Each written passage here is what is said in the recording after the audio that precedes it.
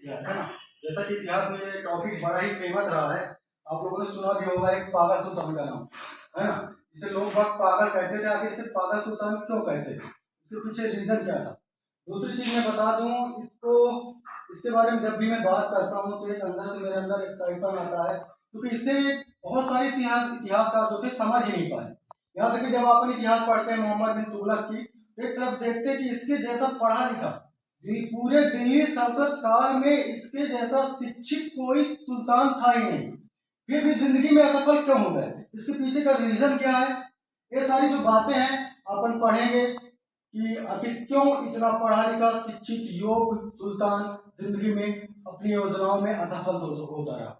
अपन इसकी योजनाएं भी पढ़ेंगे तो इसकी योजना पढ़ के आपको बिल्कुल भी एहसास नहीं होगा कि इसकी कहीं ना इसकी योजनाएं कहीं गलत थी, या इसने जो भी योजना बनाई वो बेवकूफी बनता, ऐसा कुछ भी नहीं लगेगा।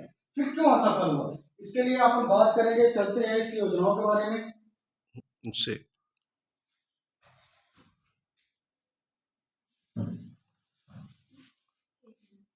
एक मिनट। तुगलक वंश है ना, जैसा कि अपन को पता है कि इसमें बहुत सारे शासक हुए हैं तुगलक वंश में। अपन बात करें तो गयासुद्दीन तुगलक, मोहम्मद बिन तुगलक, फिरोज शाह तुगलक, गयासुद्दीन तुगलक, है ना, नसरुद्दीन मोहम्मद शाह वगैरह। लेकिन अपन यहाँ सिर्फ पढ़ेंगे मोहम्मद बिन तुगलक के बारे में, है ना, कि आखिर मोहम्मद बिन तुगलक क्या था और इसकी योजनाएं क्या थी। इसकी योजनाएं अपन ने एक्सप्लेन नहीं किया। मोहम्मद बिन तुगलक की जो प्रमुख योजनाएं थी वो मुख्यतः चार थी। पहली योजना इसकी क्या थी, दोआब क्षेत्र में कर देती। एक्चुअली में क्या होता था, पहले जो सुल्तान होता था तो सुल्तान क्या करता था, जैसे आज भी टैक्स आप लोग पढ़ते हैं, इकोनॉमिक्स का टैक्स पढ़ते हैं तो कर लगता है, पहले भी यही प्रणाली थी, है ना। राजा के पास कहीं से पैसा अलग से आता नहीं था। जो किसान होते थे, क्योंकि पहले अपने देश क्या था, आज भी कृषि प्रधान है, पहले भी कृषि प्रधान देश था, तो जो कर आता था वही राजकोष में जमा हुआ करता था। तो जब ये सुल्तान बना मोहम्मद बिन तुगलक, तो चूंकि इसने एक्चुअली में आपको पता है इसे पितृ हत्यारा भी कहा गया, इसने अपने पिता की हत्या करके गद्दी में बैठा था, है ना। तो इसके ऊपर एक चिन्ह लगा था पितृ हत्या का। तो उसने क्या किया था कि अपने इस गुनाह को दबाने के लिए इसने क्या किया था, पब्लिक में बहुत सारा पैसा लुटा दिया था।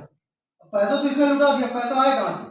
तो इसके दिमाग में प्लानिंग आई कि अपन एक काम करते हैं, दोआब में टैक्स बढ़ा देते हैं, कर बढ़ा देते हैं।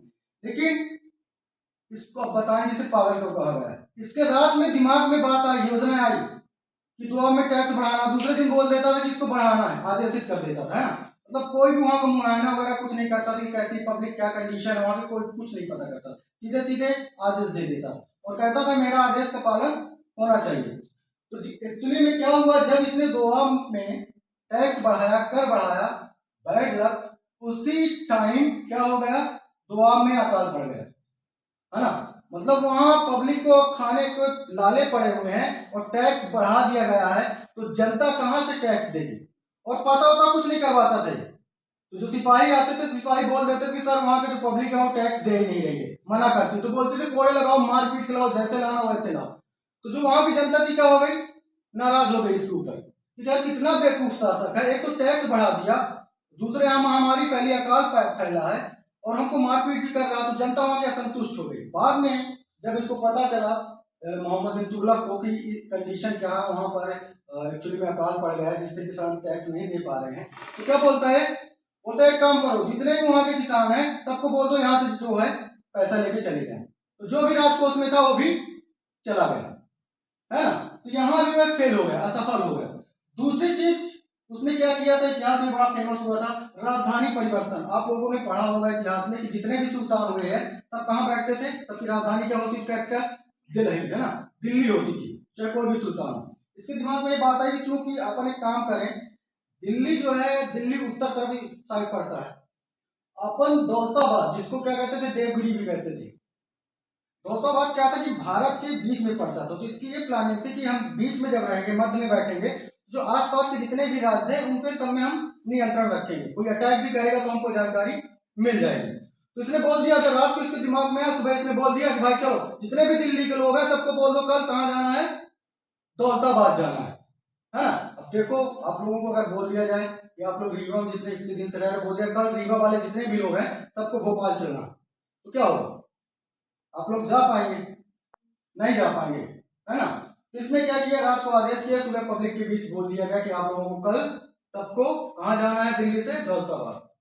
अब यहाँ भी बेचारा, इसकी सोच क्या गलत थी? नहीं थी, सोच उसकी अच्छी थी, योजना उसकी अच्छी थी, लेकिन यहाँ भी वह असफल हो गए। क्योंकि